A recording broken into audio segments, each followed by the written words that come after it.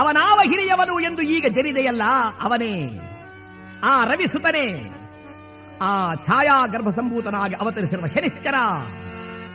ಮಹಾರಾಜ ಗೆದ್ದ. ದೇವ ಶನಿರಾಜ, ನೀನು ಯಾರು ಎಂಬುದನ್ನು ನಾನು ಬಲ್ಲೆ ಸ್ವಾಮಿ. ನೀನು ಮುರಿದರೆ ಯಾರೊಬ್ಬರು ಉಳಿಯಲಾರೆಂಬುದನ್ನು ನಾನು ಬಲ್ಲೆ. ಆದರೆ ಸಿಂಹಾಸನದ ಮೇಲೆ ಕುಳಿತು ನ್ಯಾಯವನ್ನೇ ಹೇಳಬೇಕಾದ ಈ ವಿಕ್ರಮಾದಿತ್ಯ, ತಂದೆ ತಾಯಿ ಗುರು ದೈವವನ್ನು ಲೆಕ್ಕಿಸದೆ ಎಲ್ಲರನ್ನೂ ಕಾಡುವನೊಬ್ಬ ದೇವರೇ ಎಂದು ನಿನ್ನನ್ನು ಜರಿದದ್ದು ನಿಜ. ಆದರೆ ಅದನ್ನು ಅಪರಾಧವೆಂದು ಭಾವಿಸುತ್ತಿರುವೆಯಾ? ಶನಿರಾಜ ಹೇಳಿದ, ಅರಸ, ಸತ್ಯಸಂಧನು, ನಿಷ್ಠಾವಂತನು, ಧರ್ಮಿಷ್ಠನೂ ಆಗಿರತಕ್ಕಂಥ ನಿನಗೆ ಈ ಭಾವನೆ ನಿನ್ನ ಮನದೊಳಗೆ ಮೂಡಬೇಕಾದರೆ ಕಾರಣವೇನು ಬಲ್ಲೆಯ? ನಿನ್ನ ಗ್ರಹಗತಿಗಳಲ್ಲಿ ನಾನು ಪ್ರವೇಶ ಮಾಡಿ 7 ವರ್ಷಗಳ ಕಾಲ ನಿನ್ನನ್ನು ಕಾಡಬೇಕಾಗಿದೆ. ಆದ್ದರಿಂದಲೇ ಈ ಕಾರ್ಯ ಬಂದಿದೆ.